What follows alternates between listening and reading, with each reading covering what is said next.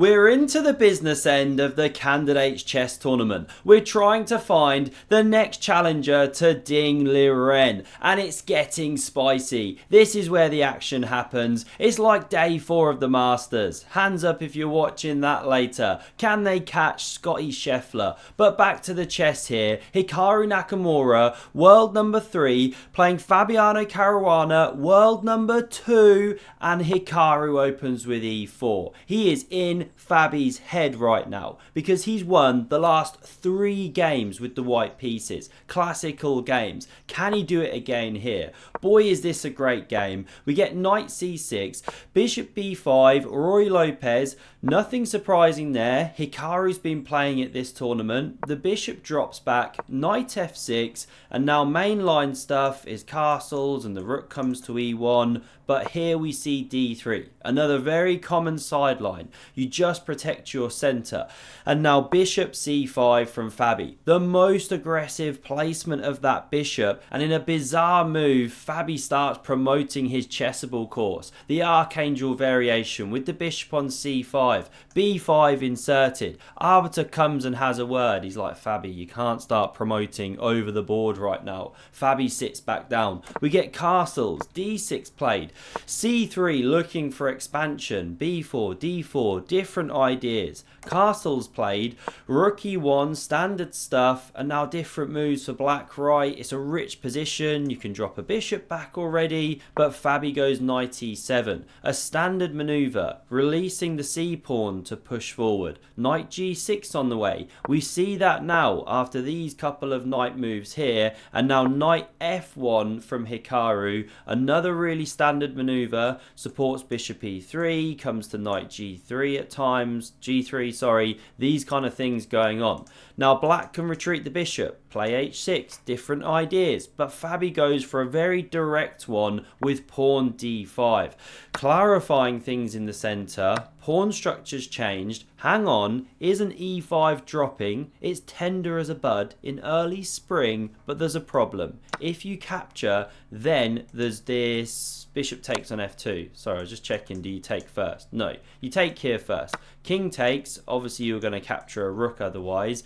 Now you capture the knight, rook recaptures, and queen f6 check. Picks up, whoops, a loose rook. This is the sting at the end of the tail. So we come back here, pawn untouchable. Therefore, bishop b3 played by Hikaru, hitting a knight over here. So c6 adds some support in the center, and now Hikaru, his turn to change the pawn structure, plays very directly in the center here with pawn d4. We get captures, knight recaptures played. Knight f6 comes back, opens the queen, there's pressure on d4, and Hikaru says, fine, you want to change the pawn structure but give me your bishops? No worries, let's go for it. And this is the thing, black's got the nicer structure but white's got these bishops, and Hikaru takes with the pawn. Of course, you want to keep the ladies on the board, you want pieces, you want activity, you want attack. If you've got the IQP, isolated queen's pawn.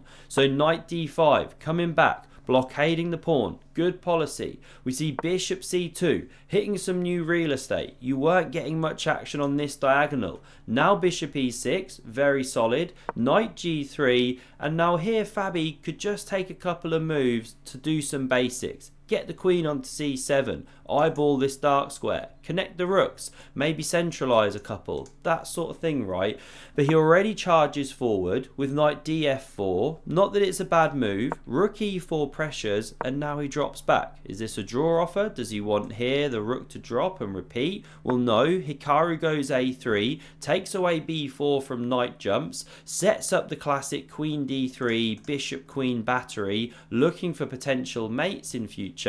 And after rook e8, bishop d2, now again just developing the queen seems quite standard, but knight f6 is played, and I don't like this move because it allows Hikaru to switch gears. He goes bishop g5, defending the rook via this pin. Don't take, Botez gambit your queen. Instead we see h6, but Hikaru gives up his bishops, but this is a nice exchange for him.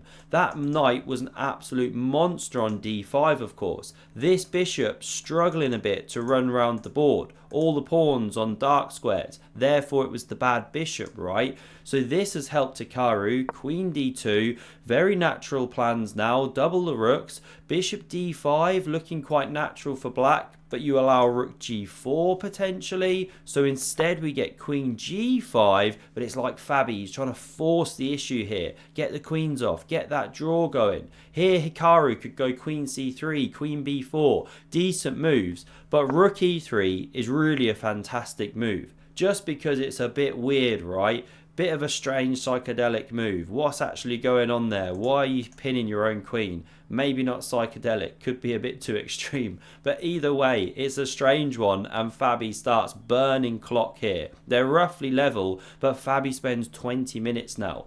Rook a d8, one of the top engine moves, looks so natural. There's just something a bit unnatural about how Fabi plays this game. He goes knight f4, sort of like thank you very much. You've relinquished control of this dark square, but now Hikaru just unleashes a game changer, right? Trust me, it's an absolute banger. It's a game changer. You could just double the rooks, standard stuff, but this is how you win games at this level. This is how you win tournaments. He comes up with the exceptional pawn to h4, star move of the game, because you're giving an entire pawn, if black wants it.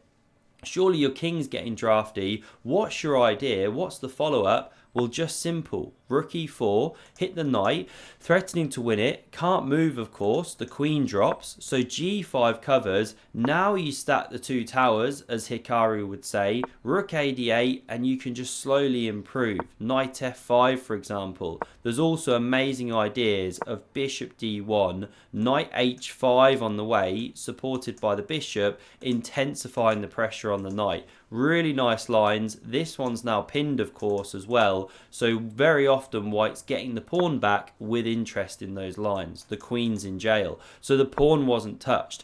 Here Fabi quickly declines it. Comes to the centre of the board. Rook e4 now played. Knight is hit. And you can take on g2. Excuse me. It gets complicated. The point being, if captures f5, you're winning back more than your piece. You're getting an exchange ahead. But you don't have to capture that one. You can kind of play around the knight, keep bringing the pressure to black, and is that knight going to get stuck in jail? You know, it's got no retreat move right now. Imagine if the bishop could ever snake round. The knight's just lost, of course. So it's a very risky move, low on time. Therefore, Fabi just retreats the knight. You could play h5 immediately, but Hikaru doubles the rooks. Knight f8 from Fabi, anticipating h5. Not the most accurate move, but in general Fabi's accuracy drops now. We see rook e5, the queen drops, h5 not the engine's favourite, it preferred queen f4 or something, but still not bad. Fabi under pressure and he cracks. Queen d7 or queen b6, some of the top engine choices, connecting the rooks. These rooks just never really get properly connected this game, but bishop d7 played instead, and it's a big blunder because simply takes. Bishop recaptures, you've relinquished control of f5. It's really hard to ever kick the knight, of course, with this pawn here on h5 clamping. And after queen f6, important idea to add defense around the king, stop any kind of knight sacks and queen invasion. We now see queen b4, and Hikaru just using the board as his canvas, right? Painting on both sides here, switching up the play, and Fabi blunders terribly. But it is a very tough position, low on time. B pawn's under fire, right? What to do? Top engine move is bishop d7. Just giving the pawn after a check, king goes, queen captures. Idea being to try and pin and win, but white can wiggle out, defend like this. You can try and decoy the queen, but it can stay. Knight e6 looks like you're toast, but queen f5 comes just in time. This is one sample line, and if you take here, no time, or you get checkmated. This is the thing. This is why the queens have to come off. So, bishop d7 best, not played. b5 played, natural, setting up the lovely pawn formation we love on this channel, but it allows a winning shot, knight e7 check, king h8, and now can you find the deadly final blow, which of course Hikaru does. He eats Puzzle Rush for breakfast, literally in a bowl with milk. You can order a Puzzle Rush cereal now from chess.com. He goes knight d5 and it's a killer. Fabi resigns the game. Okay, what if you capture the knight? First thing to explore, bang, the rook not connected with its knight. Horrible, that's a checkmate. You're literally dead. This Spanish bishop, right, Roy Lopez bishop, just becomes a monster late in the game at times.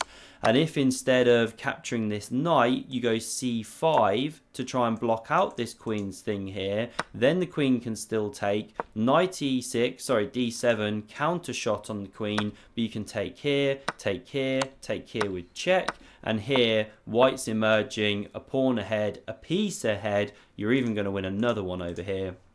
Nothing left to say.